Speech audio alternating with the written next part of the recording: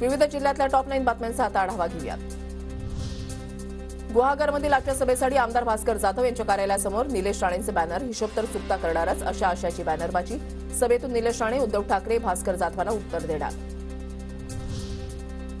हिंगोलीचे ठाकरे गटाचे लोकसभा संघटक डॉक्टर बी.डी. चव्हाण आज वंचितमध्ये प्रवेश करणार. चव्हाण यांना 3 वेळा लोकसभेची उमेदवारी नाकारल्यानं ते वंचितमधून लोकसभेच्या रिंगणामध्ये उतरण्याची शक्यता.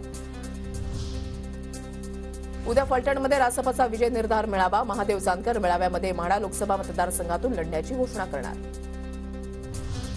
छत्रपती संभाजीनगरच्या घाटी रुग्णालयामध्ये नर्स आणि ब्रदर्सचं आंदोलन. केंद्राच्या खासगीकरण आणि कंत्राटीकरणाविरोधात आंदोलन. सोलापूरच्या शाळेमध्ये वाढीव फी विरोधात आंदोलन करणाऱ्या पालकांची शाळेकडून थेट पोलिसांमध्ये तक्रार. पोलिसांनी पालकांसह विद्यार्थ्यांनाही नेलं पोलीस ठाण्यामध्ये. संबंधित प्रकरणाची चौकशी करून दोषींवर कारवाई करण्याचे पोलीस आयुक्तांचे आदेश. चंद्रपूरच्या ताडोबा अभयारण्यामध्ये मद्यप्राशन करून सफारी करणाऱ्या 5 पर्यटकांना प्रशासनानं ठोठावला दंड. गाईडच्या तक्रारीनंतर प्रत्येक पर्यटकाला 5,000चा दंड ठोठावला.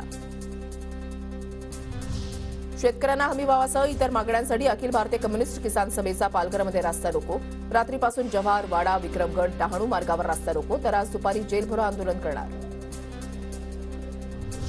आज रथ सप्तमीनिमित्त रत्नागिरीच्या गणपतीपुळे मंदिरामध्ये आकर्षक आरास, तर आजच माघी गणेशोत्सवाची सांगता होणार.